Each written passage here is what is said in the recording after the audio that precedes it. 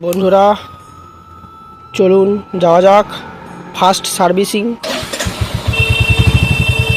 তো royal Enfield শোরুমে চলে এসেছি আমি আমার ফার্স্ট সার্ভিসিং করতে। তো কী এক্সপিরিয়েন্স হলো এবং হান্টার 350 প্রথম সার্ভিসিংয়ে কত খরচ হবে সেগুলো আমি আপনাদের সঙ্গে এক্সপ্লেন করব।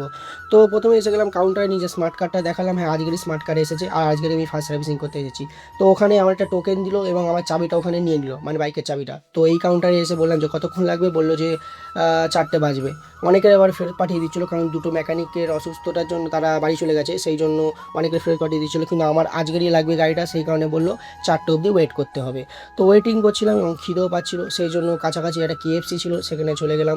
সেখানে গিয়ে আবার কত চব্বো, সেখানে আবার একজন দেখালো এইভাবে কাজ করতে হয়। বাবা গো, এত কিছু বুঝি না, আমার খিদে পেয়েছে, আমার একটা বার্গার মিল লাগবে, সেই জন্য বললাম একটা অর্ডার করে দাও। বললো ঠিক আছে ঠিক আছে।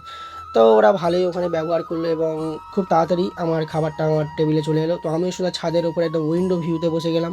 ভিউতে বসে একদম আনন্দের সঙ্গে বার্গার, পেপসি যা ছিল, ফ্রেঞ্চ ফ্রাই সব কিছু শেষ টেস্ট করে বাথরুমে চলে গেলাম হাত ধুইতে দেখি এবার এপারে আবার হাত শুকোনো মেশিন আছে। নিজেকে বড়লোক লাগছিল। আমার গাড়িও কমপ্লিট, তো চলুন বাড়ি যাওয়া যাক। প্রথমত বলে দিচ্ছি যে আমার ফার্স্ট সার্ভিস কমপ্লিট হয়ে গেছে। দেখতে পাচ্ছেন বিল আমার দিয়ে দিয়েছে রয়্যাল এনফিল্ড শোরুম থেকে। তো আমার যে অ্যামাউন্টটা হয়েছে এখানে, মানে বুঝতে পারছেন তো, এখানে লেখা আছে কাস্টমার চার্জেস ফর সার্ভিসেস, মানে কনজিউমার, মানে বুঝতে পারছেন তো, ওখানে গিয়ে খাওয়া দাওয়া বসে এসি রুমে বসে তার জন্য চার্জেস ধরে নিয়েছে।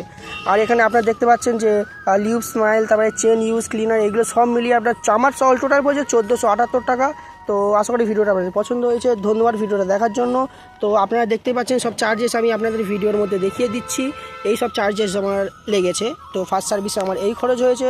আর আমি বাড়ি চলে এসেছি, একটুখানি ধুলো হয়ে গেছে গাড়িটা, কারণ তেল মেরেছিল। তো টাটা।